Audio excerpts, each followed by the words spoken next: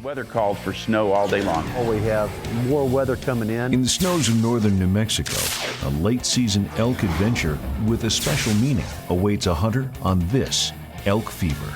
All right, there he is, Jay, right there. Can you range him, Bill? I'm calling 225 broadsided. I've got him. Clear to fire? Fire at will. We're at the timbers at Chama in northern New Mexico, and we're hunting Rocky Mountain elk.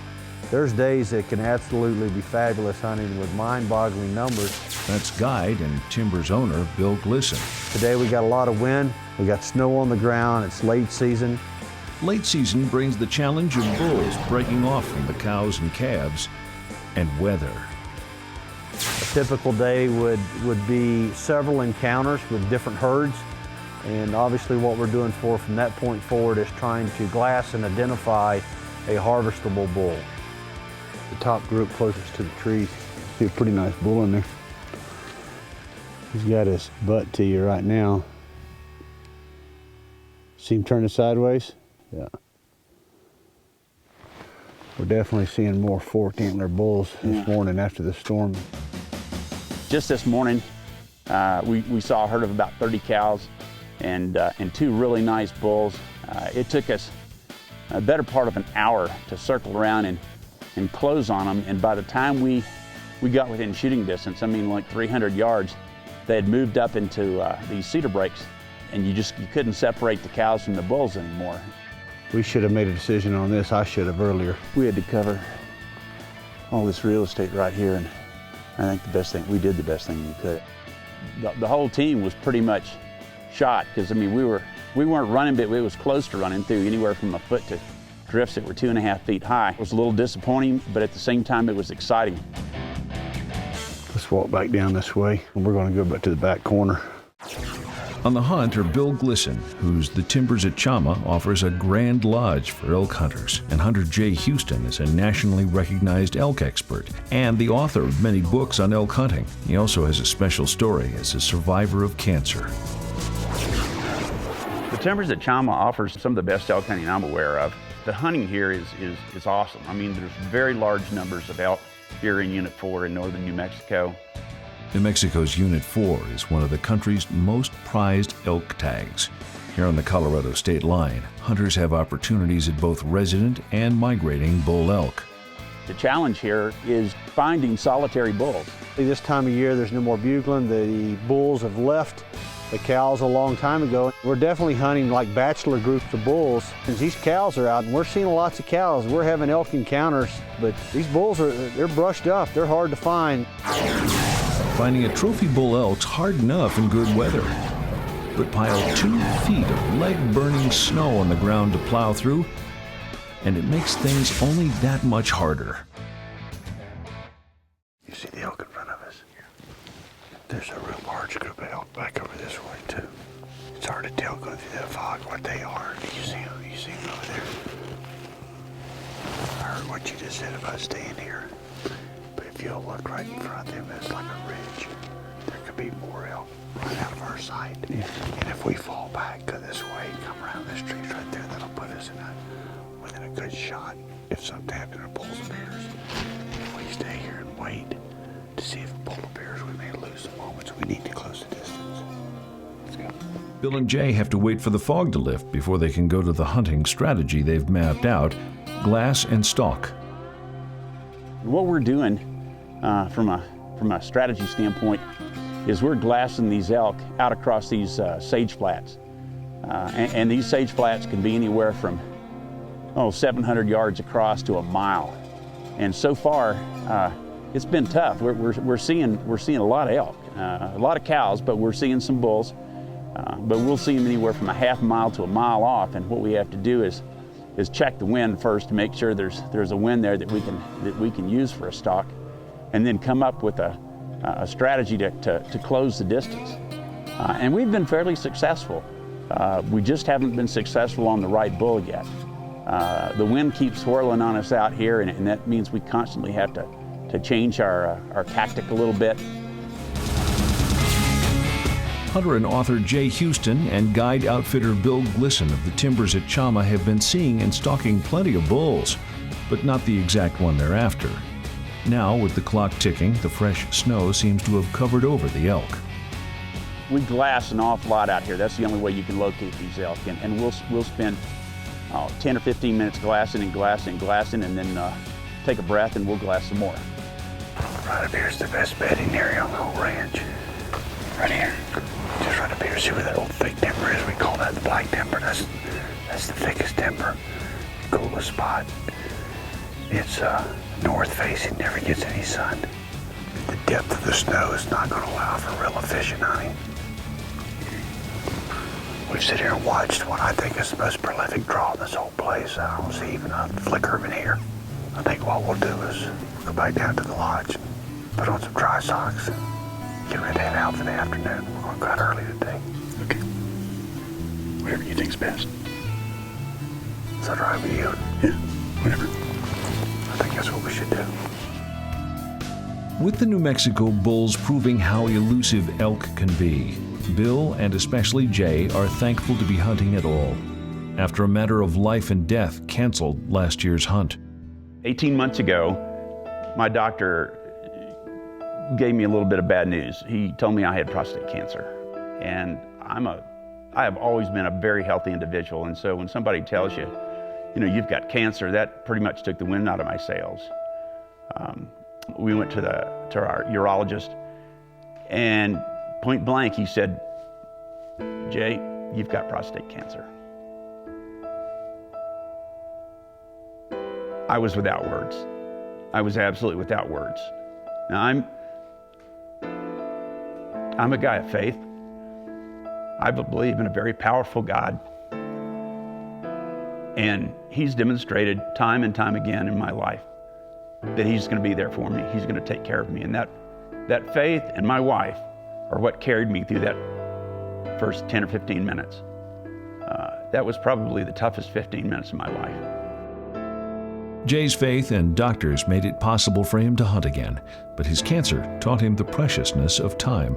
And time is what he and Bill are quickly running out of on this last day of hunting in northern New Mexico at the timbers at Chama. I'm just going to try and get up here on this hill and see if we can glass these ridges from there. Okay.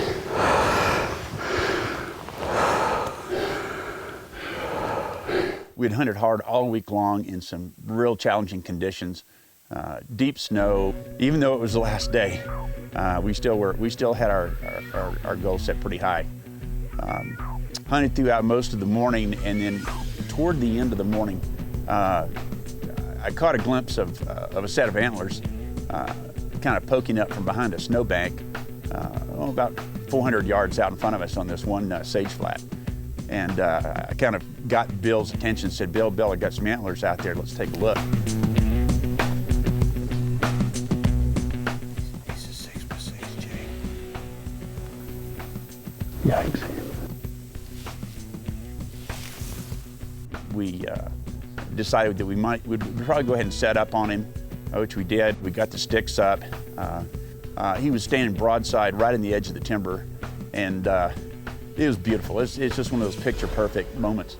That tan background, a really symmetrical rack. Why don't you turn your scope a little bit? Okay. Man, it's bouncing around a lot. Back up. I asked Bill to range that bull, and it ranged at about 475 yards, which the gun's fully capable of taking a bull at that range. All right, Jay. Take a shot when ready. Okay. But I wasn't quite sure whether or not I was capable of doing that, and it became an ethical issue for me, and I thought about it really long and hard. Okay, start.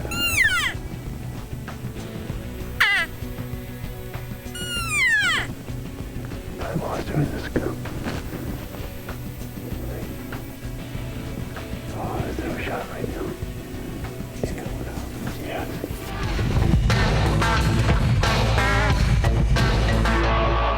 We had not gone very far when Bill put his hand up and said, "Stop, I see something." He put his binoculars up. There he is. Where? I think he's going left or right. And Bill said, "Jay, we got about a quarter mile to cover, and we've got maybe 15 minutes to cover it."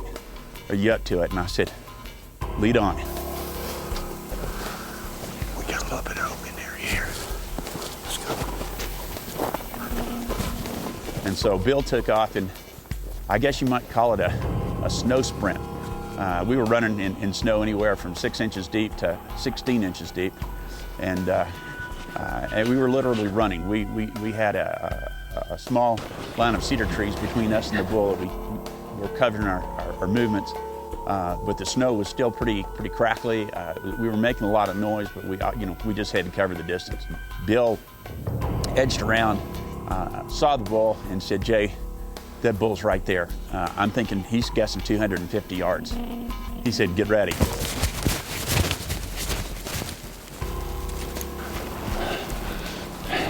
See him, Jay? He's broadsided right there, Jay. Okay. All right, buddy, calm down. I said a real quick little prayer. I said, "Lord," I need to stop breathing so hard. Can you kind of take over from here? And immediately everything just started to settle down, and I rested that Ultramag on the sticks and immediately found that bull in the sights, and I asked Bill if he would range the bull. And all right, there he is, Jay, right there. He's grazing, he's broadsided. Okay. He don't even have a clue we're here. Take your time. I've got him. Get your breath about you, Jay. Get your breath. Can you range him, Bill? Yes, I can. All right, Jay, we're gonna call him 225 broadsided. 225. Yeah. I've got him. He was a really nice looking bull. He was moving from right to left, almost broadside, just a little bit of a quartering shot, and Bill cleared me to fire. I've got him. You got him? Yep. All right, Jay. All right, safety's coming off. Fire at will. Okay.